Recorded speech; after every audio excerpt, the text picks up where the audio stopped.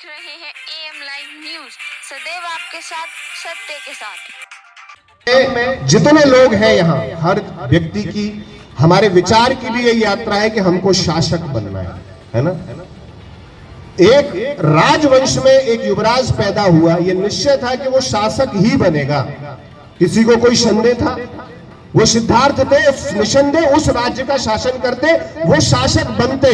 लेकिन अब एक प्रश्न मैं आप सबकी तरफ उछाल रहा हूं, आप सब ये बता दो कि यदि वो शासक बनते, वो राजा बनते, तो कितनी पीढ़ियों तक आप बुद्ध को याद करते? 2 पीढ़ी, 3 पीढ़ी, 5 पीढ़ी। लेकिन उस शासन को लात मारकर सत्य के लिए, मृत्यु को, दरिद्रता को दूर करने के लिए, समाज की बीमारियों को दूर करने के लिए, उसके मूल सिद्धांत को, सत्य को जानने के लिए जिस व्यक्ति ने अपने जीवन को समर्पित कर दिया, आप विश्वास करिए इस पूरे विश्व के रहते इतिहास तक कोई भी व्यक्ति मिटाया जा सकता है, लेकिन बुद्ध को नहीं मिटाया जा सकता।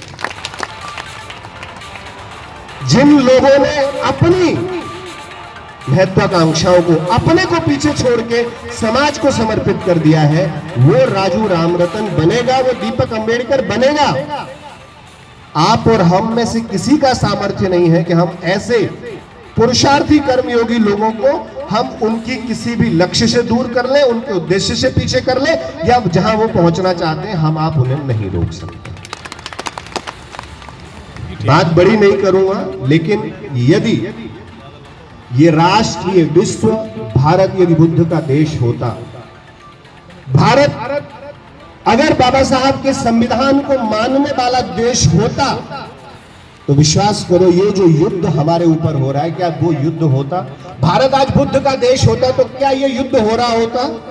बुद्ध का देश होता, वहां क्या होता? वहां धर्म आधारित व्यवस्था नहीं होती, वहां धर्म के आधार पर भेदभाव नहीं होता, वहां जाति नहीं होती, जाति आधारित व्यवस्था नहीं होती। और जहां धर्म और जाति नहीं होता, जो हमारा ये युद्ध है, इसमें आपने सोशल मीडिया तो सब देखते होंगे, इसमें एक बात बहुत उछाली गई, धर्म पूछा, जाति नहीं पूछी।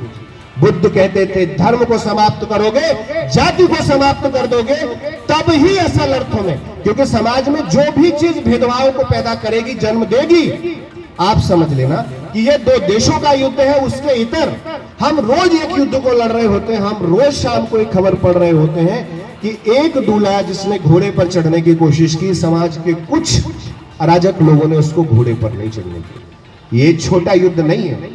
आपको लग रहा होगा कि भारत पाकिस्तान का जो युद्ध है यही बहुत बड़ा युद्ध है, वो युद्ध भी इस युद्ध से कम बड़ा युद्ध नहीं है। और समाज में हम जब तक किसी स्तर का भेदभाव रहेगा, डिस्क्रिमिनेशन किसी भी आधार पर बचेगा, अच्छा ये मान के चलो अगर यहाँ संविधान पूर्ण रूप से स्थापित हो जाता, तो क्या भारत में कोई भेदभाव होता किसी आधार पर?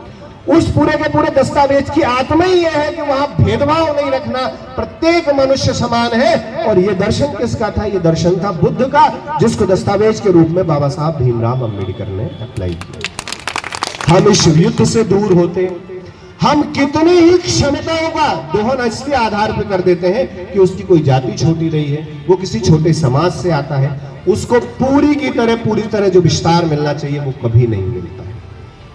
तो मेरा सिर्फ ये आग्रह है, मैं बात बड़ी नहीं करूंगा, आयोजन बड़ा है, बहुत सारे लोगों को बोलना है, हम यहाँ आए हैं, हम दूसरे कार्यक्रमों में वो चिंतन, वो विचार उस ऊर्जा के साथ नहीं रख सकते, क्योंकि वो कभी किसी की जयंती होती है, कोई प्रतिभा सम्मान होता है। ये शुद्ध रूप से भीम से मिलन का कार्यक्रम है। यदि बाबा साहब से कहीं मिलन हो जाए, उनके विचारों से कहीं मिलन हो जाए, कहीं उनके कुछ लिखे से भेंट हो जाए जो तुम्हारे जीवन को बदल सकता हो, अपने जीवन को रूपांतरित, ट्रांसफॉर्म करना, और उसके बाद कोशिश करना कि समाज के लिए प्रकाश बन सको। अपदीपो में be a light for yourself, अपने लिए यदि परिवर्तन का कारण बन सकते हो, प्रकाश की वजह बन सकते हो, तब इस आयोजन को सार्थक करेंगे। मैं यहाँ उपस्थित एक एक व्यक्ति का, चूंकि ये होली मिलन कार्यक्रम शायद पहला आयोजन है, जैसे पहले हुआ है ये भीम मिलन, सॉरी, वो ऐसा ना होली मिलन में इतना जाते हैं तो कई बार वो है ना, जीप तो आप जानते हो किसकी बनी है, उसका फिसलना तो तय है।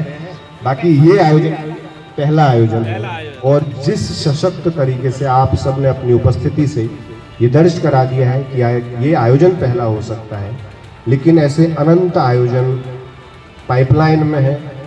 और आप जैसा बुद्ध पुरुष हमारे बीच में है। हम कोशिश करेंगे कि आपकी ये ऊर्जा हम कैसे ही बचा पाएं, आपको कभी ऐसा कमजोर न पड़ने दें कि जिससे आप निराश हो जाएं। जब कोई एक व्यक्ति आगे बढ़ने की कोशिश करता है, अगर उसकी ताकत न बन सको तो कभी उसके लिए बैरियर मत बनना। और हम सब ये संकल्प लेते हैं और मैं आपको आश्वस्त करता हूं कि हम आपके सहयोगी हो सकते हैं, कभी बैरियर बनने की कोशिश नहीं करेंगे। आप सबको बहुत बहुत धन्यवाद।